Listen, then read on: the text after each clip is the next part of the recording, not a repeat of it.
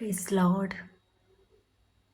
ഒരിക്കൽ Billy Graham ഒരു ബോട്ടിൽ യാത്ര ചെയ്തുകൊണ്ടിരുന്നപ്പോൾ താൻ ആ ബോട്ടിൽ ഇരുന്നു കൊണ്ട് ദൈവത്തോട് പ്രാർത്ഥിച്ചു, എങ്ങനെ കർത്താവിന് വേണ്ടി പ്രയോജനപ്പെടാം, ദൈവത്തിന് വേണ്ടി പ്രയോജനപ്പെടുവാൻ ഞാൻ എൻ്റെ ജീവിതത്തിൽ എന്തെല്ലാം കാര്യങ്ങൾ ചെയ്യണം എന്ന് പ്രാർത്ഥിച്ച് സമർപ്പിച്ചുകൊണ്ടിരുന്നു.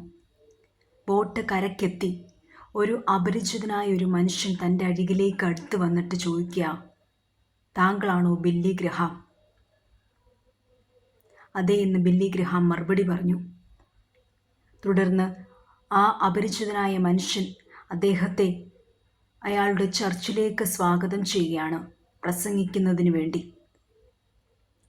അന്ന് ബില്ലി ഗ്രഹാം ആ ആലയത്തിനകത്ത് പ്രസംഗിച്ചു. അത് ബില്ലി ഗ്രഹാമിനെ തൻ്റെ ജീവിതത്തിനകത്ത് ഒരു അത്ഭുതമായിരുന്നു.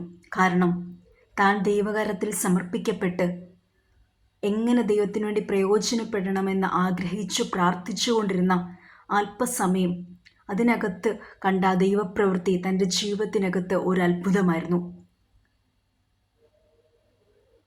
കായിക തലത്തിൽ ഉള്ള തൻ്റെ ആഗ്രഹത്തെ മാറ്റിവെച്ച് പൂർണ്ണമായി ദൈവകരത്തിൽ തന്നെ സമർപ്പിക്കുവാൻ തക്കവണ്ണം ഈ ഒരു സംഭവം തൻ്റെ ജീവിതത്തിനകത്ത് ഇടയാക്കി തീർത്തു.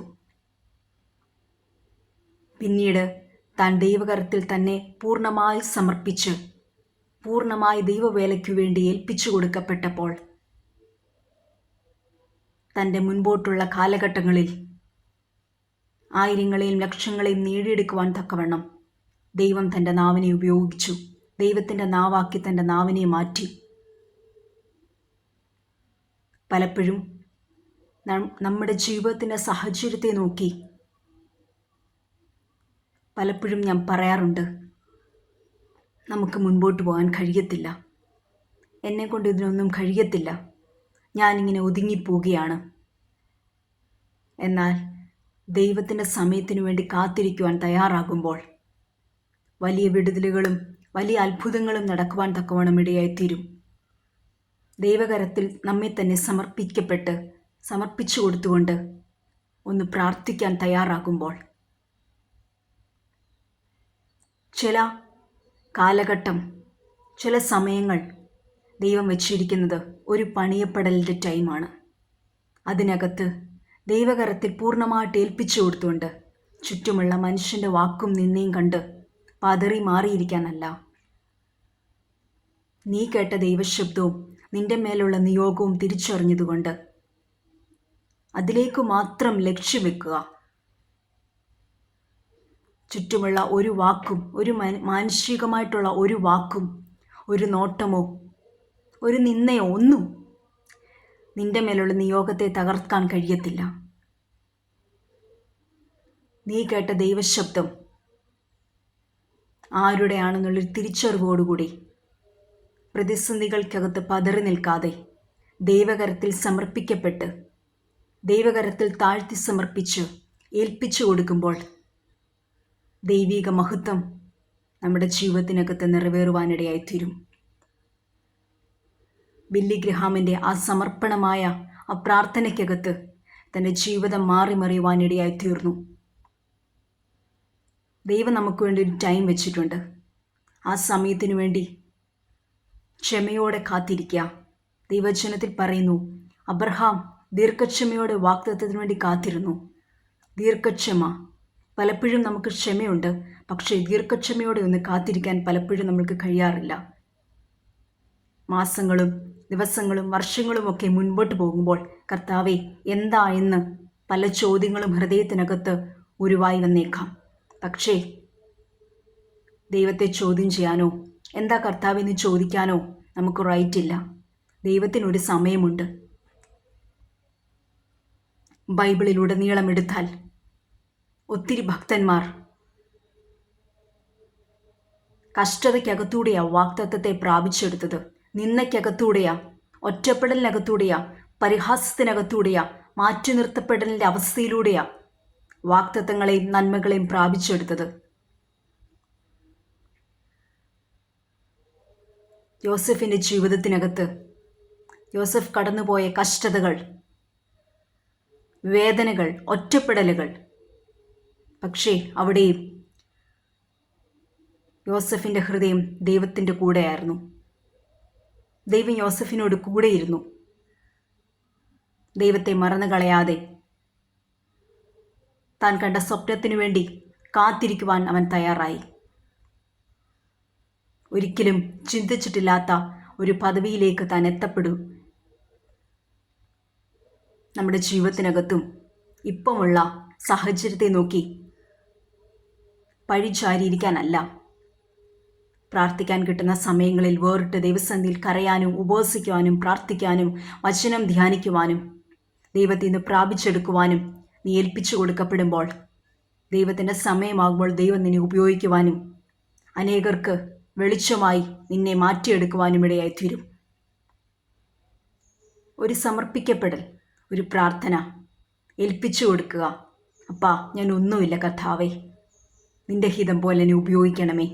നിനക്ക് വേണ്ടി ഞാൻ ഇറങ്ങിയതാ, നിനക്ക് വേണ്ടി ഞാൻ സമർപ്പിക്കപ്പെട്ടതാ, നിനക്ക് വേണ്ടി എൻ്റെ ലൈഫ് ഞാൻ മാറ്റിവെച്ചതാ. ഒത്തിരി വാഗ്ദത്തങ്ങളും ഒത്തിരി ദർശനത്തോടു കൂടിയാണ് ഞാൻ ഇറങ്ങിയത്. ഒരുപാട് വാഗ്ദത്തങ്ങൾ ഞാൻ കേട്ടു. അതെല്ലാം ഞാൻ വിശ്വസിക്കുന്നു. അതെല്ലാം എൻ്റെ ജീവിതത്തിൽ ഞാൻ നിറവേറുമെന്ന് ഞാൻ ഉറയ്ക്കുന്നു എന്ന് പറഞ്ഞ് വിശ്വാസത്തോടെ ആ വാഗ്ദത്തങ്ങൾക്ക് വേണ്ടി കാത്തിരുന്ന് ദൈവകരത്തിൽ സമർപ്പിക്കപ്പെടുമ്പോൾ ദൈവം നിങ്ങളെ ഉപയോഗിക്കുവാൻ തക്കവണ്ണം ഇടയായിത്തീരും. ആ സമയത്തിനു വേണ്ടി കാത്തിരിക്കുക. ഏറ്റവും ശ്രേഷ്ഠമായ ഒരു മഹത്വം നിങ്ങളിലൂടെ വെളിപ്പെടാനിരിക്കുന്നു. ഈ നിന്ദയും ഈ പരിഹാസവും ഈ ഒറ്റപ്പെടലും കഴിവില്ല, കൊള്ളത്തില്ല, മോശമാണ് എന്ന് പറഞ്ഞ് വിധി എഴുതുന്നവരുടെ നടുവിൽ നിന്നെക്കുറിച്ചുള്ള ദൈവിക പദ്ധതികൾ നിറവേറപ്പെടുവാനിടയായിത്തീരും. ദൈവത്തിന് നീ എന്തായിരുന്നു, ദൈവത്തിന് നീ ആരായിരുന്നു, ദൈവത്തിന് നീ എത്രമാത്രം വിലപ്പെട്ടവളായിരുന്നു എന്ന് ലോകത്തിന് മുൻപിൽ ദൈവം അത് വെളിപ്പെടുത്തും. അത് ദൈവത്തിൻ്റെ നീതിയാ. ദൈവം ആർക്കും കടക്കാരനല്ല. ദൈവകരത്തിൽ ഈ പകൽക്കാലം ഒന്ന് സമർപ്പിക്കപ്പെട്ട് ദൈവകരത്തിൽ ഒന്ന് ഏൽപ്പിച്ചു കൊടുക്കാൻ തയ്യാറാകുമ്പോൾ ജീവിതത്തിൻ്റെ എല്ലാ വേദനയ്ക്കകത്തും യേശുപ്പച്ചൻ്റെ സാന്നിധ്യത്തിനകത്ത് മറഞ്ഞിരിക്കാൻ ഏൽപ്പിച്ചു കൊടുക്കുമ്പോൾ ആ പാദപീഠത്തിൽ ഒന്നിരുന്ന് പൊട്ടിക്കരയുമ്പോൾ കിട്ടുന്ന സമാധാനം ലോകത്ത് ഒരു മനുഷ്യൻ്റെ അടുത്തൊന്നും കിട്ടത്തില്ല. മാനുഷിക വാക്കുകൾക്കൊന്നും താനാൻ കഴിയാത്ത ഒരു ദൈവിക സമാധാനം, ദൈവിക പ്രത്യാശ, ധൈര്യം, വിശ്വാസം, ഉറപ്പ്, ഭാവിയെക്കുറിച്ചൊരു പ്രത്യാശ.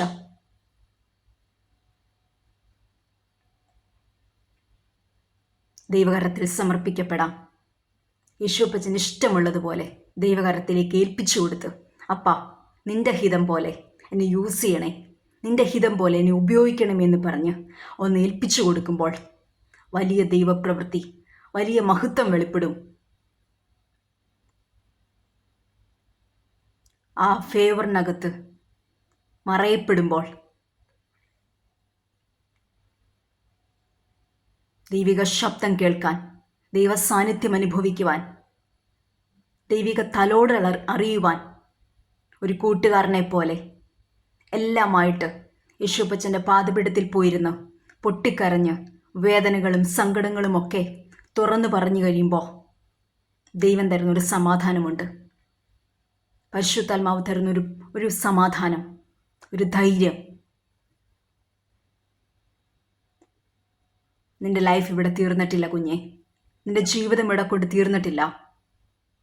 ദർശനം കേട്ടിറങ്ങിയതാ, നിയോഗം തിരിച്ചറിഞ്ഞിറങ്ങിയതാ, വാഗ്ദത്തം കേട്ടിറങ്ങിയതാ. ആരും പറഞ്ഞിട്ടല്ല, നീ സ്വയമായിട്ട് ദൈവസന്നിധിയിലെടുത്ത തീരുമാനമാ കർത്താവിന് വേണ്ടി ഇറങ്ങിയത്. ദൈവം ആർക്കും കടക്കാരനല്ല.